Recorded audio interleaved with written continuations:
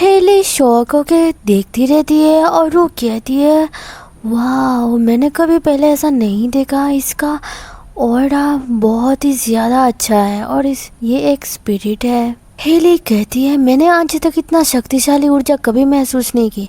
तब मैजेस्टी कहता है हेली मन में कह रही होती है वो कोई साधारण या दुष्ट आत्मा नहीं है, उसका स्टेटस उससे कहीं ज़्यादा ऊंचा है। ठंडी हवा का झोंका फिर से हेली को आके परेशान कर रहा होता है। तब हेली कहती है मुझे उससे नजरों से बचना चाहिए, अगर उसका ध्यान मुझ पर गया तो मुसीबत हो जाएगी। मैजेस्टी तब कहता है हेली डंकन, अब तुम क्या कर रही हो? हेली कहती है माफ कर दीजिए महाराज। मैजेस्टी कहता है चलो चलते हैं। हेली मन में कह रही होती है ये दुनिया एक अजीब और डरावनी जगह है जहाँ प्रतिशोध से बड़ी आत्माएं बड़े बड़े झुंडों में गूंजी रहती है, मुझे सावधान रहना होगा। और दोनों की शादी हो जाती है और हमें रात का सीन दिखाया जाता है। तभी कोई कहता है आप क्या सोचते हैं मैजेस्टी? मुझे यकीन नहीं है, तुम्हें उसे अपने पक्ष में कर लेना चाहिए, कम से कम उसे अपने आकर्षण से अपनी तरफ करने की काबिलियत तो तुम्हें है ना।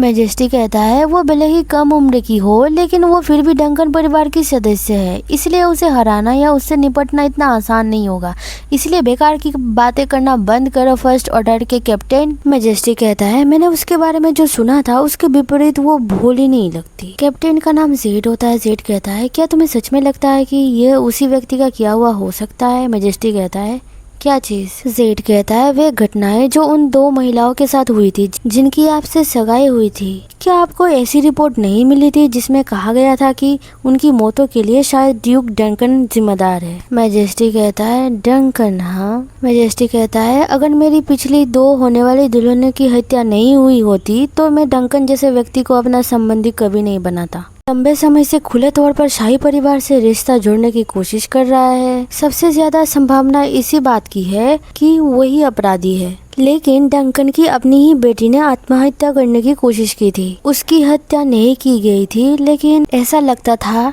कि वो रानी बनना ही नहीं चाहती थी, लेकिन इससे उसके पिता निर्दोष साबित नहीं हो जाते। फिलहाल हम डंकन परिवार के ऊपर नजर रखेंगे और इस दौरान मैं यह सोचूंगा कि हेली डंकन का इस्तेमाल अपने फायदे के लिए कैसे किया जाए।